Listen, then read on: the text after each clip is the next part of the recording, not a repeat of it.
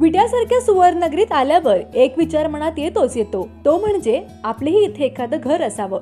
तुमच्या मनातील हीच इच्छा पूर्ण होईल। लेंगरे रस्त्यावर प्रस्तावित रिंग रोडला लागूनच उभारण्यात येणाऱ्या विट्यातील ईशान्य या ग्रह प्रकल्पातून उद्योगी व मेहनती विटेकरांना मुंबई पुण्यासारख्या शहराप्रमाणे आधुनिक सुविधा देणारा हा वैभवशाली प्रकल्प, उत्तम जीवनशैलीची ओळख देणारे प्रशस्त रस्ते, भुयारी गटार, स्विमिंग पूल, लहानग्यांसाठी खेळणी, ओपन एअर थिएटर, देखणं क्लब हाऊस आणि स्पोर्ट्स कॅफे, अद्ययावत जिम, ज्येष्ठांसाठी नानानानी पार्क यासह सर्व सुविधांनी परिपूर्ण अशा निसर्ग सुंदर परिसरात सर्वसामान्यांना देखील परवडेल अशा माफक दरात 1 BHK व 2 BHK फ्लॅट्स तसेच रो हाऊसेस आणि ट्विन बंगलो आम्ही उपलब्ध करून देत आहोत। चला तर मग आपल्या हक्काचं घर आजच बुक करूया। संपर्क 7498010108।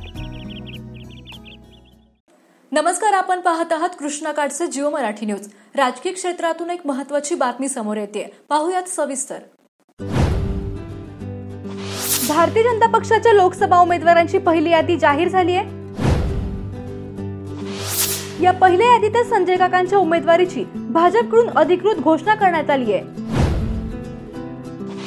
उमेदवारीवर शिक्कामोर्तब होताच खासदार संजय काका अक्षरशः भावुक झाले। आगामी निवडणुकीत महाराष्ट्रात सर्वाधिक मताने निवडून येणार असा विश्वास खासदार संजय काकांनी व्यक्त केलाय। आमदार सुधीर गाडगे यांच्यासह नेत्यांनी काकांना पेढे चढवून आनंद व्यक्त केलाय।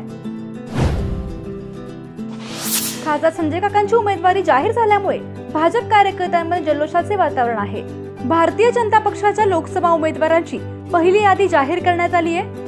या यादीत सांगली लोकसभा मतदारसंघातील भाजपचे विद्यमान खासदार संजय काका पाटील यांच्या उमेदवारीची अधिकृत घोषणा करण्यात आली।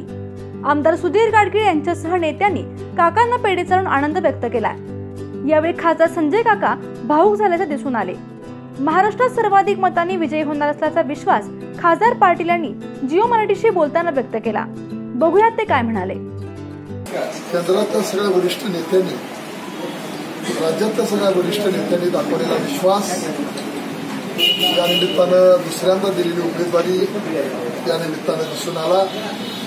सगळे आमदार, सगळे सहकारी, सगळे पदाधिकारी यांच्या सगळ्यांच्या सहकार्यानं सांगली लोकसभा मतदारसंघातून पुन्हा मोठ्या विक्रमी मताधिक्यानं लोक आपल्याला निवडून देतील।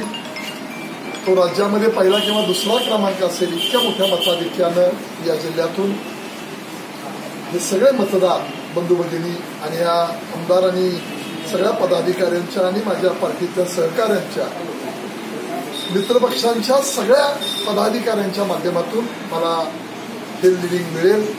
मतदार राजा हा निश्चितपणाने केलेली 5 वर्षातली कामं, मी असे आमदार असतील त्या विभागाचे सगळे प्रमुख सहकारी असतील त्यांच्या माध्यमातून झालेली कामं, विकास कामं या माध्यमातून मला मिळेल। अचूक आणि वेगवान बातम्यांसाठी पाहत रहा फक्त कृष्णाकाठचे जिओ मराठी न्यूज।